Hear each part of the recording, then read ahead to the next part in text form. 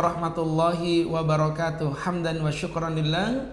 Wassalatu wassalamu ala rasulillah wa ala alihi wa sahbihi wa mawala bi ihsanin ila yaumil qiyamah. Sahabat-sahabatku, pemirsa Equity Pro yang dirahmati Allah subhanahu wa ta'ala, dimanapun antum berada, tiada kenikmatan yang lebih indah dibandingkan nikmatnya memiliki kenikmatan dunia yang dikombinasikan dengan kenikmatan akhirat secara bersamaan. Kita bisa jadi orang yang tampan, selain tampan kita banyak hartanya, selain banyak hartanya kita punya jabatan, selain banyak jabatan ternyata kita juga punya iman. Sempurnalah hidupmu. Itulah yang dimaknakan dengan fid dunya hasanah wa fil akhirati hasanah wa qina adzabannar. Di dunianya hasanah, di akhiratnya hasanah. Maka Allah pun memuliakan kita dengan kemuliaan yang luar biasa. Itu cita-cita kita. Nah, salah satu sosok sang inspirator dalam hal ini adalah Nabi Allah Yusuf alaihissalam. Sesosok Nabi yang mulia, sesosok Nabi yang dahsyat di mata Allah. Bagaimana tidak dahsyat, bahkan namanya dijadikan sebagai salah satu nama surah di dalam ayat suci Al-Quranul Karim. Ya, beliau adalah Nabi yang sempurna yang Allah subhanahu wa ta'ala beritakan ceritanya. Bahkan di dalam ayat suci Al-Quran dikatakan inilah sebaik-baiknya cerita di dalam Al-Quran mengenai sesosok Nabi. Mari kita belajar siapa Nabi Yusuf alaihissalam dan bagaimana keindahan yang beliau tebarkan. Yang pertama, teman-teman yang berbahagia, Nabi Yusuf alaihissalam mengajarkan bahwa pahitnya hidup dapat dilewati apabila kita mampu mensyukurinya. Sahabat-sahabatku, kita tahu Nabi Allah Yusuf hidup dalam satu keluarga. Ayah beliau bernama Nabi Yakub alaihissalam, memiliki anak yang berjumlah 11, ya. Kemudian ditambah dengan Nabi Yusuf dan juga satu lagi saudaranya yang bernama Bunyamin. Jadi kehidupan beliau ini kompleks sekali dengan anak yang sebegitu banyaknya, dengan keadaan yang sangat terbatas. Maka beliau pun merasakan pahitnya penderitaan hidup di masa kecilnya. Belum lagi kebencian saudara-saudaranya, keirian mereka kepada rasa sayang yang ditunjukkan Nabi Allah Yakub kepada Nabi Yusuf alaihissalam, membuat akhirnya pahit hidup seorang Yusuf bermula dari sini. Hingga akhirnya singkat kata singkat cerita, saudara-saudaranya melakukan sebuah tindakan makar dengan melakukan pembunuhan dengan cara membuang Nabi Yusuf alaihissalam ke dalam sumur. Betapa hinanya beliau. Betapa hinanya Nabi Yusuf pada saat itu, dibuang dalam keadaan telanjang dada, hingga akhirnya diambil oleh seorang pedagang yang melewatinya dan dijual sebagai budak. Kurang hina apa hamba Allah? Dari sini kita belajar kehinaan yang sempurna ini berbuah rasa syukur yang beliau selalu ungkapkan kepada Allah. Beliau selalu berdoa kepada Allah. Beliau selalu menaati semua perintah Allah. Beliau mengajari ajaran yang diajarkan oleh ayahanda beliau, ya Allah, Nabi Yakub alaihissalam. Dan walhasil bertemulah beliau dengan seorang Al-Aziz dan dijadikanlah sebagai pembantu di rumah beliau. Kemuliaan ini mulai muncul. Beliau pun hidup di tengah keluarga yang bahagia, dalam keluarga kerajaan yang luar biasa. Tak berhenti di situ, kenikmatan ini pun tidak berlangsung lama, karena ternyata istri dari Al-Aziz mencintai beliau dan akhirnya berupaya menggoda beliau, dan beliau pun menolaknya. Dan inilah menjadi awal kepahitan beliau yang kedua. Akhirnya beliau dipenjara walaupun beliau tidak merasa bersalah. Hamba Allah, kepahitan rentetan cerita yang luar biasa ini dilewati oleh Yusuf dengan senyuman. Maka apabila kita mendapatkan sebuah ujian, tersenyumlah hamba Allah. Karena di balik rasa sengsara, terkadang Allah menyisipkan rasa bahagia. Saya punya sebuah cerita. Ada seorang anak kecil, Masya Allah, anak ini kemudian sedang bermain-main di pinggir tangga. Dia pun kepleset dan akhirnya kepalanya bagian belakang terjeduk bagian pelipit tangga dan akhirnya terjadi pendarahan. Dan anak ini qadarullah dibawa ke rumah sakit dalam kondisi tidak sadar. Ibunya menangis menjadi-jadi. Dan ketika anak ini dinyatakan pembuluh darahnya pecah, harus dioperasi. Begitulah dahsyatnya Allah. Allahu Akbar. Akhirnya anak ini pun mengalami proses kesembuhan. Ketika anak ini sembuh, anak ini pun bisa bangun. Ibunya bahagia, tapi biasa-biasa saja. Tapi ketika sang anak berkata, bangun pertama kali dia berkata, ayah, ibu, Allahu Akbar. Sang ibu tersujud syukur, tersungkur dalam kondisi pingsan. Kenapa hamba Allah? Kenapa pemirsa Equity Pro? Tahukah engkau apa yang terjadi? Subhanallah, anak ini 8 tahun umurnya tidak pernah berbicara apa-apa. Anak ini bisu. Atas benturan di bagian belakang kepalanya, menggerakkan saraf motoriknya dan akhirnya dia pun kembali dapat berbicara dengan izin Allah. Tadinya kita berbicara ini musibah, tadinya kita berbicara ini ujian, tapi lihat bagaimana endingnya. Ternyata ini merupakan kebahagiaan. Itulah yang dirasakan oleh Nabi Allah Yusuf alaihissalam. Bagaimana Nabi Allah Yusuf merasakan kehinaan, dibuang di sumur, dijual sebagai budak, dipenjara tanpa sebab. Semua kehinaan ini beliau sambut dengan senyuman. Maka apabila engkau mencintai Nabi Allah Yusuf, tersenyumlah dalam menghadapi ujian.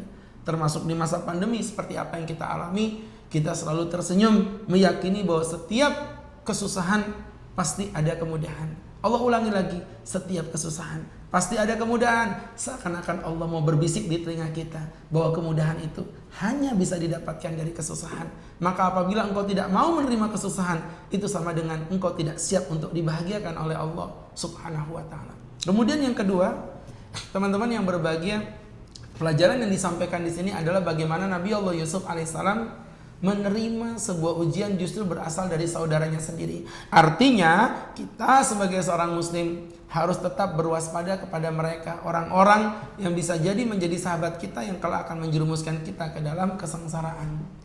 Ya, disinilah kita belajar. Dan subhanallah ya teman-teman, itulah hikmah kenapa di Islam kita nggak boleh menceritakan kebaikan kepada orang lain. Maksudnya apa Pak Ustadz? Menceritakan kenikmatan yang kita miliki. Pamer. Sekarang ini Masya Allah lagi ngetren zamannya pamer ya. Beli mobil harga 3M cek. Wow, murah banget ya kan. Sekarang di penjara 20 tahun. Wow, lama banget ya. Itulah hikmah kenapa Nabi Allah Ya'qub alaihissalam berkata kepada anaknya Nabi Allah Yusuf, ya bunayya, hai anakku, la taqsus ru'yaka ala ikhwatika fayakidu laka kaidan. Nak, jangan pernah kamu cerita mimpimu itu nak ya. Ya, bagaimana ada matahari, bulan dan 11 bintang sujud di hadapanmu. Jangan kau ceritakan kenikmatan itu kepada saudara-saudaramu nak. Fayakidu laka kaidan. Mereka akan berbuat jahat kepadamu. Nabi Yakub udah tahu tentang itu.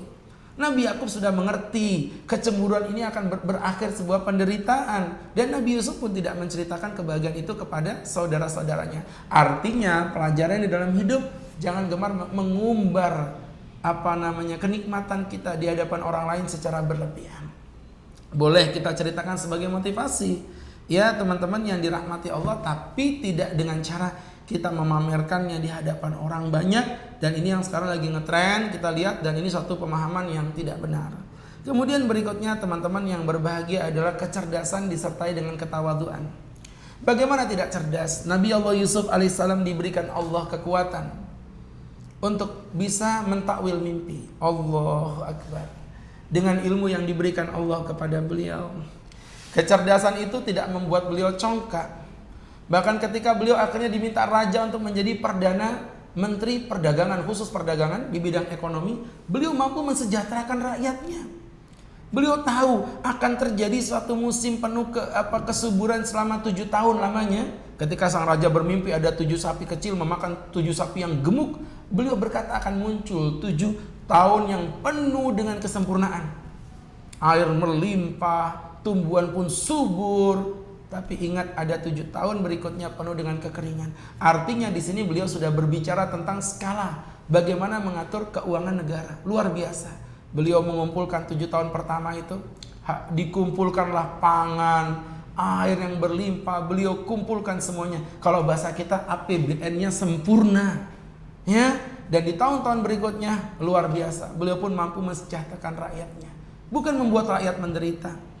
Rakyat tidak pernah tahu teman-teman tentang indeks angka ekonomi yang membuat kita pening. Oh, ekonomi naik sekian-sekian. I don't care.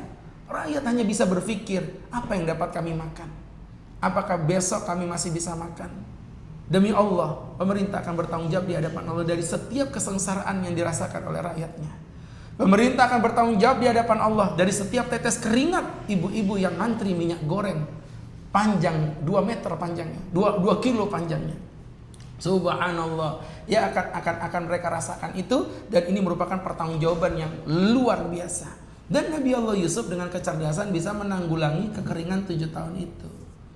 Ya, beliau mampu membuat suatu konsep ekonomi yang sempurna, dan ini dilakukan dengan kecerdasan yang sedahsyat ini pun beliau tidak pernah sombong dengan ketampanan yang sempurna.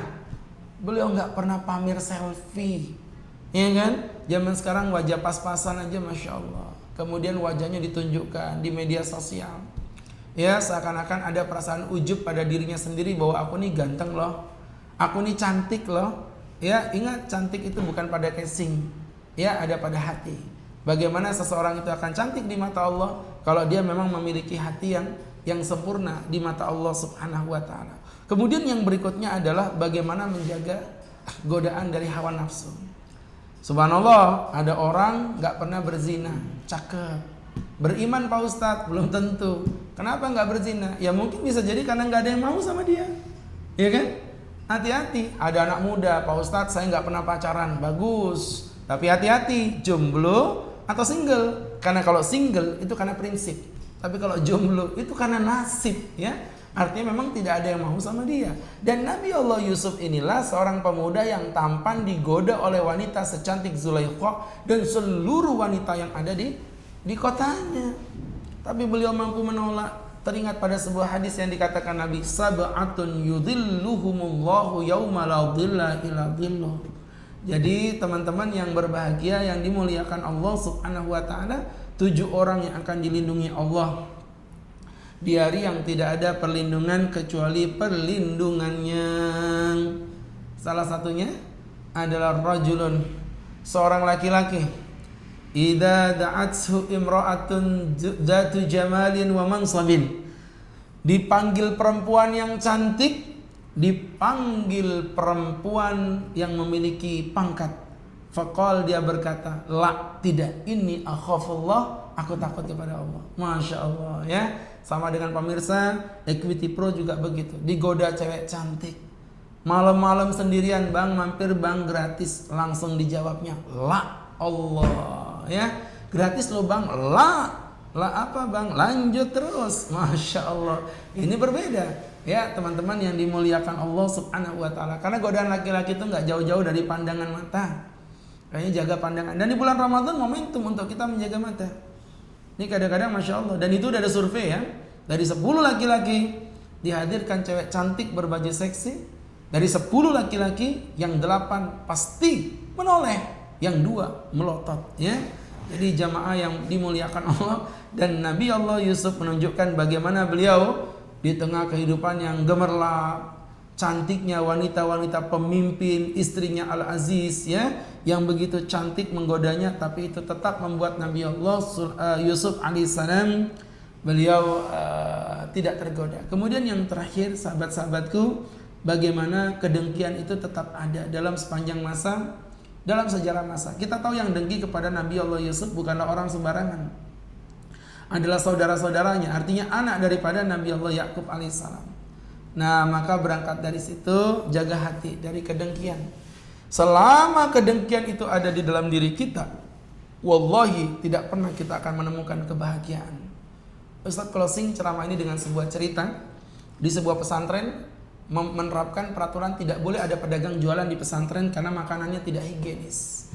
Akhirnya orang-orang pun masih jualan. Nah, maka pengurus membuat peraturan agak crazy, agak gila. Ditulis di situ, siapapun yang berjualan di wilayah ini maka wajib menelan 3 biji apa yang dia jual. Bukan mengunyah, menelan. Jadi kalau dia jualan OT-OT, dia wajib menelan 3 biji OT-OT. Nggak ada yang berani jualan. Sampai datanglah seorang pedagang rambutan yang buta huruf. Dengan entengnya dia jualan, ayo nak jualan rambutan. Anak-anak datang dan membeli rambutan. Pengurus datang emosi, bapak tidak baca peraturan ini. Bapak harus menelan 3 biji rambutan berserta dengan kulitnya. Allahu Akbar. Ditelan yang pertama, dia menjerit kesakitan. Wah. Telan yang kedua. Wah. Telan yang ketiga. Apa yang terjadi? Para pemirsa Equity Pro, subhanallah, dia malah tertawa. Ha. Pengurus bilang, bapak sudah gila kah pak? Yang pertama bapak menangis, yang kedua bapak teriak, yang ketiga bapak tertawa. Apa maksudnya ini? Kata si bapak tadi, oh saya tertawa, itu loh teman saya pedagang durian baru masuk ke dalam pesantren. Nah kalau saya nelan 3 rambutan aja udah mau mati rasanya, gimana teman saya nanti nelan 3 durian? Jadi orang yang hasut itu bahkan dia bisa tersenyum bahagia walaupun dia lagi menderita, kalau ada temennya yang jauh lebih menderita dari dia. Na'udzubillahi min dzalik. Nah, mudah-mudahan kisah-kisah dari Nabi Allah Yusuf alaihissalam mampu memberikan pencerahan untuk kita, terkhusus di bulan Ramadan yang mulia. Saya Agus Khairul Huda, semoga bermanfaat. Billahi taufik wal hidayah. Assalamualaikum warahmatullahi wabarakatuh.